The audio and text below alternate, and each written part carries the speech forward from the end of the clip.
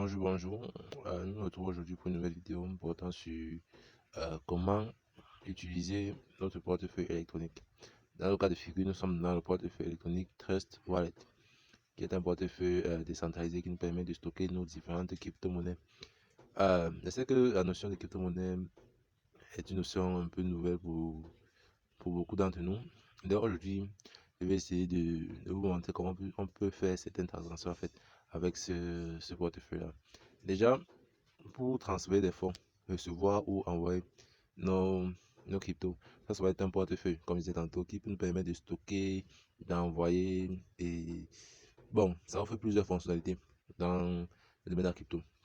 Ok, donc si par exemple, c'est pas la situation qui nous pousserait à avoir besoin d'effectuer ces transactions, je ne sais pas, mais si vous avez besoin en fait de faire un transfert de crypto, de stocker ou alors si vous avez cette possibilité là en fait, cette vidéo vous permettra d'avoir cette notion, de connaître comment faire cela. Ok, tout d'abord, comme crypto, le portefeuille d'abord nous offre pratiquement toutes les cryptos, c'est-à-dire toutes les monnaies. Donc, ça nous permet de stocker les plus grandes monnaies. Nous avons là, par exemple, le Bitcoin que vous pouvez voir, l'Ethereum, le BNB, l'Ethereum, Polygon, Tether, etc. En fait, pour ajouter, lorsque je viens de créer ce portefeuille, comme vous pouvez d'abord le voir là plus haut, je viens de créer ce portefeuille. Donc, pour ajouter les jetons dans ce portefeuille, vous venez là, dans les deux cercles qui sont hauts. Vous voyez là les barres bleues. C'est-à-dire que j'ai eu à cocher ça pour que ces jetons soient ajoutés dans mon portefeuille. Donc, si vous avez besoin du Dogecoin, vous venez là. Si vous avez besoin de faire un transfert avec cette monnaie-là, puisqu'il n'y a pas de portefeuille, venez ajouter, vous cliquez là et ça ajoutera automatiquement les Bitcoin, etc. En fait, c'est un peu comme ça que ça se passe. Là, quand la monnaie est ajoutée, vous revenez de portefeuille pour voir si le Dogecoin a été ajouté. Effectivement, vous voyez là que le Dogecoin a été ajouté à notre portefeuille. Bref, là maintenant, pour pouvoir faire nos transactions, pour pouvoir envoyer d'abord. Envoyer, ça va se passer comment? Si par exemple, c'est dans une plateforme que vous voulez envoyer cette, cette monnaie, un certain nombre de pièces en fait, vous venez tout simplement vous copier dans la plateforme, vous copiez l'adresse de dépôt, c'est-à-dire l'adresse qu'ils vont vous donner eux pour que vous fassiez le dépôt, vous copiez cette adresse là.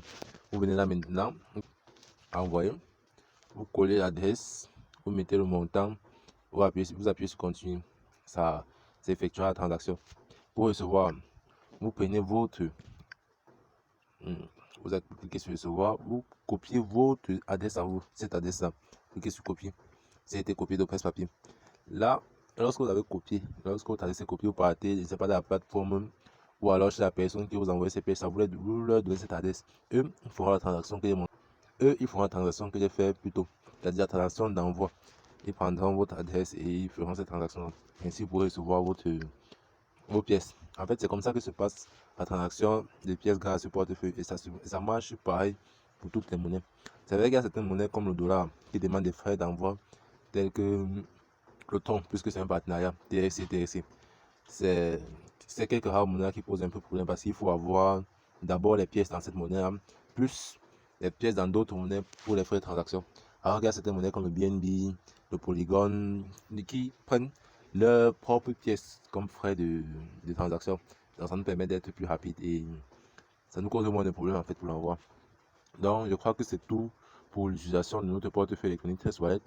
Je sais que la vidéo est encore un peu de mauvaise qualité, c'est parce que dans l'explication, il y a beaucoup de choses à dire et ce n'est pas très ordonné, mais je crois que avec un peu d'effort, vous pourrez comprendre ce que j'ai eu à chercher à transmettre dans cette vidéo.